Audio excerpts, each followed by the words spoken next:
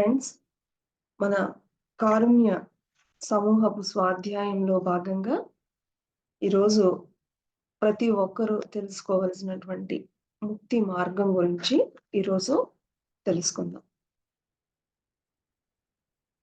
ఈ భూమి మీద జన్మ తీసుకున్న వాళ్ళంతా కూడా ప్రతి క్షణం ఆనందంగా జీవించాలి అన్నదే సృష్టి యొక్క నియమం. అలా జీవించాలి అంటే మన శరీరము ఎప్పుడూ ఆరోగ్యంగా, తేజోవంతంగా ఉండాలి. మన మనసు ఎప్పుడూ హాయిగా, శాంతంగా ఉండాలి. మన బుద్ధి ఎప్పుడూ సునిశితంగా సత్యాన్ని చూపేదిగా ఉండాలి. మరి ఎప్పుడైతే మన బుద్ధి సునిశితంగా ఉండదో, సత్యాన్ని చూపేదిగా ఉండదో, అప్పుడు మన మనస్సు మలినమైపోయి అశుభ్రమైపోతుంది. అలా అలాగా అశుభ్రమైనటువంటి, మలినమైనటువంటి మనస్సు యొక్క ప్రభావము మన శరీరంపై పడి అనేక రోగాలకు నిలయంగా మారి, మనకు అనేక దుఃఖాలను కలుగజేస్తూ ఉంటుంది. మరి జన్మలుగా జరుగుతున్న తంతు ఇదే. ఇలాంటి అనేక జన్మల యొక్క దుఃఖాల బారి నుంచి మనము తక్షణం విడుదల కావాలి కదా! మరి ఆ విడుదలనే ముక్తి అంటాము. ఇక్కడ ముక్తి అన్నా, మోక్షమన్నా, నిశ్రేయస్సు అన్నా, సాల్వేషన్ అన్నా, అపవర్గం అన్నా అన్నీ కూడా ఈ యొక్క బాధల నుంచి విడుదల కావడమే అని మనం అర్థం చేసుకోవచ్చు. శారీరక పరమైనటువంటి రోగాల నుంచి విడుదల కావాలి. మానసిక పరమైనటువంటి రుగ్మతల నుంచి విడుదల కావాలి. బుద్ధిపరమైనటువంటి మాంద్యం నుంచి విడుదల కావాలి. ఇవన్నీ కూడా శాశ్వత ప్రతిపాదకన జరగాలి. అలాంటి శాశ్వత ముక్తి మాత్రమే దుఃఖంలో పడి కొట్టుకుంటున్న మనందరినీ కూడా ఈ జన్మ పరంపర చట్రంలో నుంచి బయటికి తేగలుగుతూ ఉంటుంది.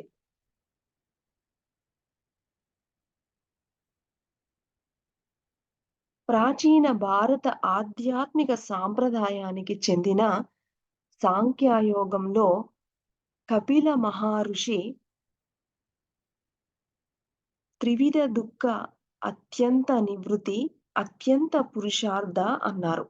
అంటే చతుర్విధ పురుషార్థాలైన ధర్మ, అర్థ, కామ, మోక్షాలలోని 4వ పురుషార్థమైనటువంటి మోక్షం అన్నది మనల్ని ఈ త్రివిధ దుఃఖాల నుంచి పూర్తిగా విడుదల చేస్తుంది.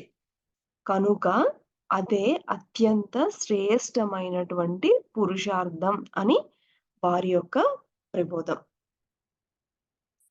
అలాగే భగవద్గీతలో శ్రీకృష్ణ పరమాత్మల వారు కూడా మరి నిస్త్రైగుణ్యో భవ అర్జున అన్నప్పుడు, అర్జున నువ్వు 3 గుణాలలోనూ కలిసి ఉన్నావు. ఈ 3 గుణాలతో కలిపి ఉన్నావు నువ్వు. కనుక ముందు నువ్వు ఈ గుణాల నుంచి బయటపడు. గుణాతీతుడివి కా అన్నారు. తమో గుణం నుంచి విముక్తి పొందు. అదేవిధంగా రజోగుణం నుంచి విముక్తి పొందు. సాత్విక గుణం నుంచి విముక్తి పొందు. ఈ విధంగా ఈ 3 గుణాల నుంచి మరి విముక్తిని పొందు అని చెప్తున్నారు. మరి ఇదే సందేశము అర్జుని ద్వారా మరి మొత్తం మానవాళందరికీ కూడా కృష్ణ భగవానుల వారు దివ్య సందేశాన్ని ఇచ్చారు. మనమంతా కూడా 3 రకాల దోషాలతో కూడిన దుఃఖాలు అంటే శారీరక పరమైనటువంటి తమోగుణ దోషాలు, దుఃఖాల నుంచి, అలాగే మానసిక పరమైనటువంటి రజోగుణ దోషాల నుంచి, అలాగే బుద్ధిపరమైనటువంటి సత్వగుణ దోష దుఃఖాల నుంచి మనము బయటపడాలి. మరి శారీరక పరమైన దుఃఖాలు అంటే ఏంటి? తలనొప్పి నుంచి క్యాన్సర్ వరకు వచ్చే రోగాలు అన్నమాట. మరి మానసిక పరమైనటువంటి దుఃఖాలు అంటే వాళ్ళేదో అన్నారని, మనసు బాగోక ఆత్మహత్య చేసుకోవడము, మరి ఎవరైనా ఏదైనా అవమానిస్తే కృంగిపోవడము, ఇవన్నీ కూడా మానసిక పరమైనటువంటి దుఃఖాలు. అలాగే బుద్ధిపరమైనటువంటి దుఃఖాలు అంటే గనక ఏకాగ్రత శక్తి, జ్ఞాపక శక్తి ఈ యొక్క లోపాలతో బాధపడడం ఇవన్నీ కూడా బుద్ధిపరమైనటువంటి దుఃఖాలు. జీసస్ క్రైస్ట్ కూడా దేవుని రాజ్యం వెతకండి. ఆ యొక్క ధర్మంలో జీవించండి. అప్పుడు మీకు కావలసినవన్నీ వస్తాయి అని సెలవిచ్చారు. ఇక్కడ కావలసినవన్నీ అంటే గనక శరీరారోగ్యము, మానసిక ప్రశాంతత, బుద్ధి సునిశిత. అంటే గౌతమ బుద్ధుడు ఈ ముక్తినే నిర్వాణం అని కూడా చెప్పారు. ఇందులో ఈ నిర్వాణంలో కూడా అంటే ఈ ముక్తి మార్గంలో కూడా 3 దశలు ఉన్నాయి. అవి ఏంటి అంటే నిర్వాణము, పరినిర్వాణము, మహాపరినిర్వాణము. నిర్వాణము అంటే మన స్వంత జీవితంలో శారీరకమైన దుఃఖాలు ఏమీ లేకుండా, మానసిక పరమైనటువంటి దుఃఖాలు ఏమీ లేకుండా, బుద్ధిపరమైనటువంటి అస్పష్టతలు ఏమీ లేకుండా ఉండడాన్ని నిర్వాణం అంటారు. మరి పరినిర్వాణం అంటే కేవలము మనం ఒక్కళ్ళము నిర్వాణం పొందితే లాభం లేదు. మన చుట్టుపక్కల ఉన్న వాళ్ళు కూడా నిర్వాణం పొందాలి. మన చుట్టుపక్కల ఉన్న వాళ్ళు దుఃఖిస్తూ ఉంటే, మనకు ఎంత మాత్రమో మనకి మంచిగా అనిపించదు కదా! మరి వాళ్ళంతా దుఃఖంతో ఉంటే, వాళ్ళ దుఃఖము మనకి కూడా భారంగా ఉంటుంది. అది మనకి తిరిగి దుఃఖంగా పరిణమిస్తుంది. కనుక మన చుట్టుపక్కల వాళ్ళ దుఃఖరాహిత్యం కోసము కూడా మనము పాటుపడాలి. స్వయంగా ఎప్పుడైతే మనము మన ఈ యొక్క దుఃఖాల నుంచి విముక్తిని పొంది, నిర్వాణం పొందిన వెంటనే మనం ఏం చేయాలి? మనము ఇతరుల నిర్వాణం కోసము పని చేయడాన్నే పరినిర్వాణము అని అంటారు. దాన్నే పరిముక్తి అని కూడా అంటారు. అలాగే మహాపరినిర్వాణము అంటే గనక మన చుట్టుపక్కల వాళ్ళు అంటే కేవలము మనకు తెలుసున్న వాళ్ళు మాత్రమే కాకుండా, మనకి ఏమాత్రము తెలియని పక్క వాళ్ళు, పొరుగు దేశం వాళ్ళు ఆ! ఇలాగా అందరూ గూడా ఈ యొక్క సకల దుఃఖాల నుంచి విముక్త కాబడాలి. ఇలాగా ప్రపంచంలో మొత్తంలో నుంచి దుఃఖాన్ని తీసివేయాలి అనేటువంటి తపన ఎవరైతే మరి కంకణం కట్టుకుంటారో, వాళ్ళు మహాపరినిర్వాణంలో, మహాపరిముక్త స్థితిలో ఉన్న గొప్ప యోగులు. సదా మహాపరినిర్వాణంలో ఉండే వాళ్లకు ప్రపంచం యొక్క దుఃఖమే తమ దుఃఖమవుతుంది. ప్రపంచం దుఃఖం నుంచి విముక్తి పొందిన వాడే వా వారు కూడా దుఃఖం నుంచి విముక్తిని పొందగలుగుతారు. మరి తీర్థంకరుడు అంటే ప్రవక్త. ఈ ప్రవక్తకు బోధన చెయ్యకపోతే దుఃఖం వస్తుంది. మరి బోధన చేస్తే అతని దుఃఖం పోతుంది. అది కూడా ఏ కొద్ది మందికో బోధన చేసేసి చేతులు దులిపివేసుకోవడం కాదు. అతనికి ఎంత మాత్రమో అది సరిపోదు. మొత్తం ప్రపంచానికే తన బోధనను విస్తృతం చేసే సర్వ వ్యాపకత్వాన్ని అతడు కలిగి ఉంటాడు. మరి, మరి ఈ విధంగా అరిహంతు, బోధిసత్వుడు, బుద్ధుడు మొట్టమొదట మన స్వీయ దుఃఖాల నుంచి విడుదల అయ్యి మరి మొట్టమొదటిగా మనము అరిహంతులుగా మారాలి. అరి అంటే శత్రువు. హంత్ అంటే హతమార్చినవాడు. అరిహంత్ అంటే శత్రువులను హతమార్చినవాడు. మనలోని కామ, క్రోధ, లోభ, మోహ, మద, మాత్సర్య అనే అరిషడ్ వర్గాలపై పట్టును సాధించడానికి అడ్డుపడుతున్న మనలో అపకృతులను హతమార్చగలగాలి. ఈ మరి మనలో ఉన్నటువంటి సోమరిపోతుతనము అంటే తమోగుణానికి సంబంధించింది. అలాగే అహంకారము అనేటువంటి రజోగుణానికి సంబంధించి, అలాగే అతి మంచితనం అనేటువంటి సాత్విక గుణం ఇవన్నీ కూడా మనలో ఉన్నటువంటి అపశృతులే. ఈ 3 గుణాలు కూడా మితి మీరినప్పుడు మనకు అపశృతుల్లాంటివి కనుక వీటిని హతమార్చి నిర్గుణ స్థితిలో విలసిల్లుతూ అరిషడ్వర్గాలపై పట్టు సాధించాలి. జీవితాన్ని ఒక ఆటలా ఆడుతూ ఆనందంగా ముందుకు సాగాలి. ఇలా మనము అరిహంతుగా మారిన తరువాత మన చుట్టుపక్కల ఉన్న వాళ్ళు కూడా అరిహంతులుగా మారడానికి సహాయం చేయాలి. తర్వాత మనము అప్పుడు బోధిసత్వులుగా ఎదుగుతాం. ఇక బోధిసత్వులుగా ఎదిగిన తరువాత ప్రపంచంలో ఉన్న అరిహంతులందరినీ బోధిసత్వులుగా మారేట్లు మార్గదర్శనం చేస్తూ, వారందరి ఆత్మోన్నతికి కూడా సహాయపడుతూ ఉండాలి. అలాంటి వాడే బుద్ధుడు. ముందు మనము ఏమవ్వాలి? అరిహంతులవ్వాలి. అంటే మనలో ఉన్నటువంటి అరిషడ్ వర్గాలను జయించగలగాలి. తర్వాత మన చుట్టుపక్కల ఉన్న వాళ్ళందరికీ గూడా బోధిస్తూ బోధిసత్వుడవ్వాలి. తరువాత మన చుట్టుపక్కల ఉన్న వాళ్ళకే కాకుండా ప్రపంచంలో నలుమూలల అందరికీ కూడా వాళ్ళ యొక్క మౌన్నత స్థితికి సహాయపడుతూ ఉండేవారే బుద్ధుళ్ళు. మరి అదే మహాపరిముక్త స్థితి. మరి ఆహ్, నిర్వాణ స్థితి మనకు కేవలము ఈ ధ్యాన సాధన వల్లే పొందుతాము. నిరంతరంగా ధ్యాన సాధనలో మాత్రమే మనము మనలోని సకల అనర్థాలను గురించి తెలుసుకుంటాం. మనకు జరుగుతూ ఉన్నటువంటి నష్టాలను బేరీజు వేసుకుంటూ, మనకు మనమే వాటిని సరిచేసుకోగలుగుతాము. ధ్యాన సాధనతో పాటు చక్కటి ఆత్మ జ్ఞానాన్ని కలిగించే పుస్తకాలను చదువుతూ స్వాధ్యాయం చేయాలి.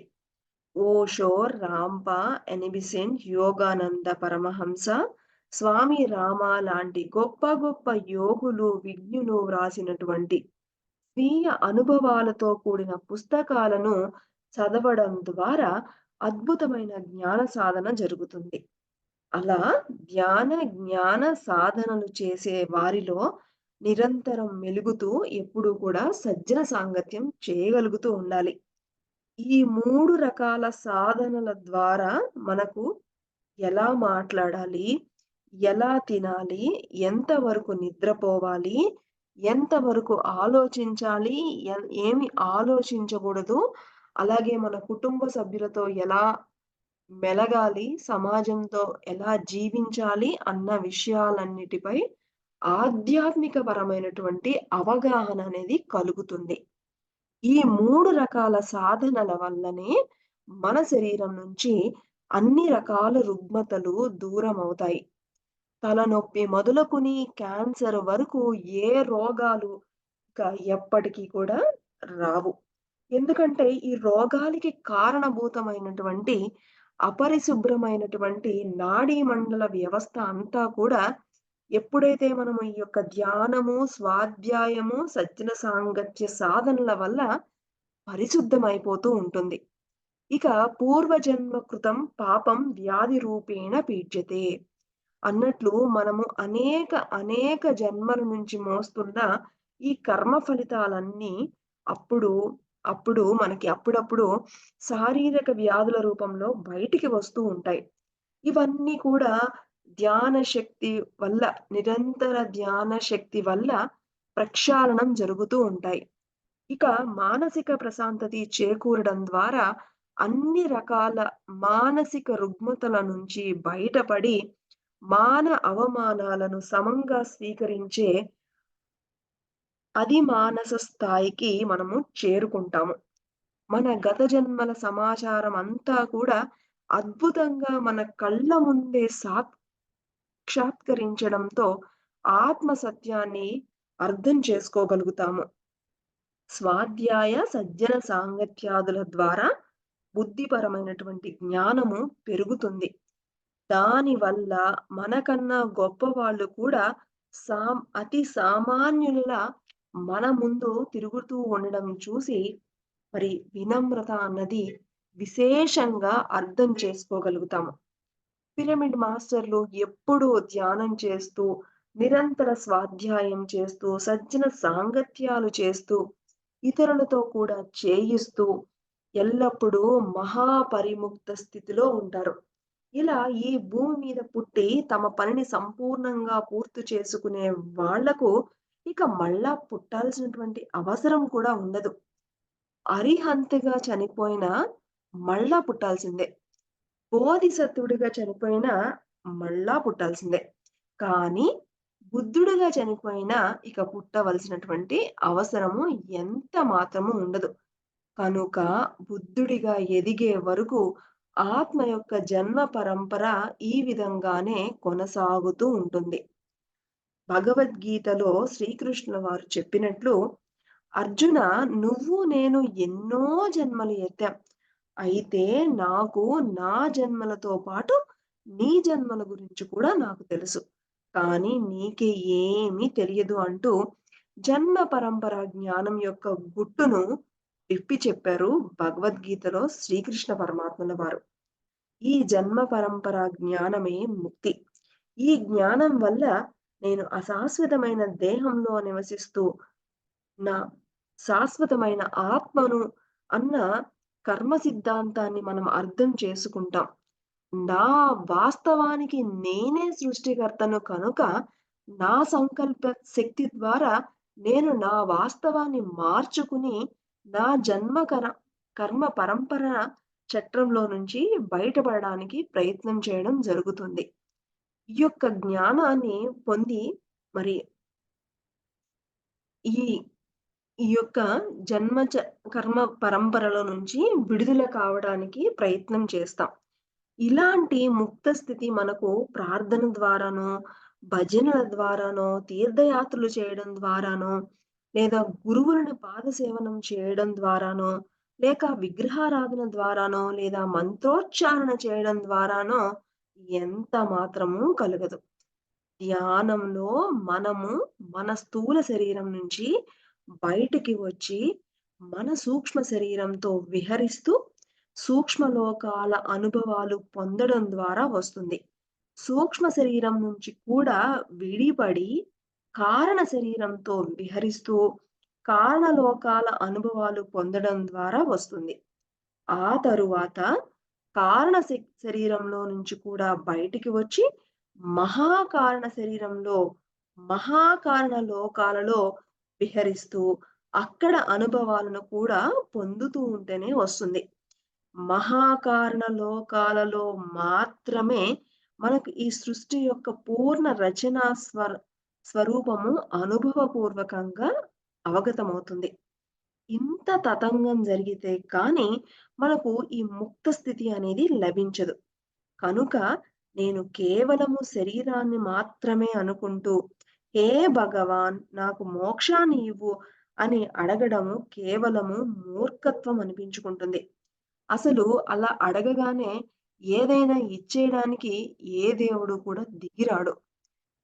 నన్ను ఎవరో పుట్టించారు, నాకు ఎవరో మార్గం చూపిస్తారు, నన్ను ఎవరో కాపాడుతారు, నా స్థితికి తల్లిదండ్రులో, దేవుడో, మరి ఎవరో కారణం అని అనుకున్నంత కాలము మనము దుఃఖంతో కూడుకున్న బంధంలోనే ఉంటాము. ముక్త స్థితిలో ఉన్నవాళ్ళు తమ మీద తాము అసలు జాలి పడరు. మరి ఇతరుల మీద కూడా జాలి పడరు. ఎవరికి ఏం కావాలో ఇవ్వడంలో ఎప్పుడూ నిమగ్నమవుతూ తమ తమ కర్తవ్యాలను తాము నిర్వర్తిస్తూ ఉంటారు. జాలి పడడం అన్నది మన సమయంతో పాటు ఇతరుల సమయాన్ని కూడా వృధా చేయడమే. కనుక ఒకానొక తెలుసుకున్నటువంటి జ్ఞాని జాలి పడుతూ ఉండడం మాని, మరి కళ్ళు మూసుకుని శ్వాస మీద ధ్యాస పెట్టి ధ్యానం చెయ్యి. చిత్త నివృత్తి చేసుకుని విశ్వశక్తిని ఆవాహన చేసుకో. పిరమిడ్ శక్తిని ఉపయోగించుకో. ఫలానా పుస్తకం చదివితే నీకు ఈ జ్ఞానం వస్తుంది అని మరి పరిపక్వమైనటువంటి మాటలు మాట్లాడుతూ ఉంటాడు. నోట్లో నుంచి ఒక్క మాట అయినా కూడా అపక్ అపక్వమైనటువంటి మాటలు గనక వచ్చాయి అంటే గనక ఏమాత్రము ముక్త స్థితిలో లేని అట్లే. అలాగే ఇతరులు కూడా అశాస్త్రీయమైన, అపక్వమైన మాటలు మాట్లాడుతూ ఉంటే వింటూ ఊరుకున్నవాడు కూడా తనకు తానుగా ముక్త స్థితిలో ఉన్నప్పటికీ పరిముక్త స్థితికి ఎదగనట్లే. సంఘంలో కుళ్ళు ఎలా ఉంటే నాకు ఎందుకులే, నా వరకు నేను ముక్త స్థితిని పొందేశాను కదా! అనుకుంటే వాడు ఎప్పటికీ కూడా పూర్ణ దుఃఖ రాహిత్యాన్ని పొందలేడు. పరిముక్తి, మహాపరిముక్తి పొందే వరకు అతడు మళ్ళీ మళ్ళీ జన్మలు తీసుకోవలసిందే. కుళ్ళును ఎప్పటికప్పుడు కడిగి వేస్తూనే ఉండాలి. ఎవరైనా పనికిమాలిన మాటలు మాట్లాడుతూ ఉంటే, దయచేసి నోరు మూసుకొని మౌనంగా కూర్చుని ధ్యానం చెయ్యి అని చెప్పగలగాలి.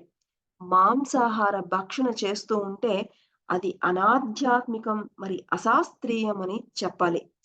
చెప్పినా వినకపోతే వాడి కర్మ. తెలిసినా మనం నోరు విప్పి చెప్పకపోతే అది మన కర్మ.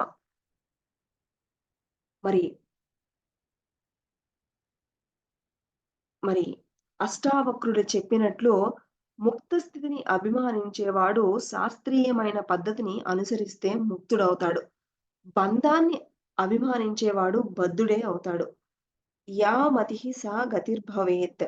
మన మతిని బట్టే మన యొక్క గతి ఉంటుంది అన్న దాన్ని ఎప్పుడు ఎరుకలో ఉంచుకుని, ఇప్పుడేం చేస్తాములే అని అనుకోకుండా ప్రతి క్షణము ముక్త స్థితి కోసము సాధన చేయాలి. పరిసాధన చేయాలి. మహాపరిసాధన చేయాలి. అంటూ మనకి ఈ యొక్క మహాపరిముక్త స్థితి ఏ విధంగా పొందాలి అనేటువంటి అద్భుతమైనటువంటి జ్ఞానం ఈరోజు తెలుసుకున్నాం. కేవలము మన కోసము మనము చేసుకునేటువంటి సాధన మరి సాధనతో ఆపకుండా మన ద్వారా మనము ఇతరులకి కూడా వారు ఆ స్థితిని చేరుకోవడానికి సహాయం చేస్తూ మరి ఎప్పుడైతే మనము సాధన చేస్తూ మనలో ఉన్నటువంటి దుర్గుణాలని మనం ఎప్పుడైతే పోగొట్టుకుంటామో, మన యొక్క అరిషడ్ వర్గాల మీద మనం ఎప్పుడైతే పట్టును సాధిస్తామో, అప్పుడు మనము ఏ స్థితికి వెళ్ళినట్లు? అరిహంత స్థితికెళ్ళినప్పుడు. అంటే అరిహంత స్థితికి వెళ్తే గనక నిర్వాణం పొందినట్లు. ఎప్పుడైతే మనతో పాటు మన చుట్టుపక్కల ఉన్న వాళ్ళందరినీ కూడా మనతో పాటు వాళ్ళల్లో ఉన్నటువంటి ఆ దివ్యత్వాన్ని మేలుకొలుపుతూ ప్రయత్నించే వారందరూ కూడా ఎక్కడున్నట్లు? బోధిసత్వ స్థితిలో ఉన్నట్లు. వాళ్ళు ఎక్కడున్నట్లు? పరినిర్వాణ స్థితిలో ఉన్నట్లు. కేవలము మన చుట్టుపక్కల ఉన్న వాళ్ళే కాకుండా ప్రపంచంలో ఉన్న ప్రతి ఒక్కరిలో ఉన్నటువంటి అజ్ఞానాన్ని తొలగించి వారిలో ఉన్నటువంటి దివ్యత్వానికి మరి మేలుకొల్పడానికి ఈ యొక్క సాధనను, ఈ యొక్క ధ్యాన సాధనను, జ్ఞానాన్ని అందించడానికి ప్రయత్నించే ప్రతి ఒక్కళ్ళు కూడా బుద్ధులే. ఆ స్థితిలో ఉన్నవాళ్ళు ప్రతి ఒక్కరు కూడా మరి మహాపరినిర్వాణ స్థితిలో ఉన్నట్లే. ఇక్కడ నిర్వాణ స్థితి అన్నా, ముక్తి అన్నా ఒకటే. మనము మరి మామూలుగా మరి ఆహ్, మనము కేవలము మనలో ఉన్నటువంటి ఈ యొక్క తమో గుణాలు, రజో గుణాలు, అలాగే ఈ సాత్విక గుణాలు, ఈ 3 గుణాల నుంచి మనము బయటపడగాలి. ఎప్పుడైతే మనము ధ్యానం చేస్తూ ఉంటామో, ధ్యానం చేయడం వల్ల మనలో ఉన్నటువంటి దుర్గుణాలన్నీ కూడా మరి పోగొట్టుకోగలిగినప్పుడు, ఎప్పుడైతే మనం సాధన చేసి మన యొక్క బుద్ధిని వికసింప చేసుకున్నప్పుడు, మనము ఎప్పుడైతే మన యొక్క బుద్ధి వికసిస్తుందో, మన యొక్క ఆలోచన విధానము అంటే మనం ఏది చేయాలి, ఏది చేయకూడదు అనేటువంటి ఆలోచనలు సరిగ్గా ఉన్నప్పుడు మనం అప్పుడు ప్రశాంతంగా ఉండగలుగుతాము.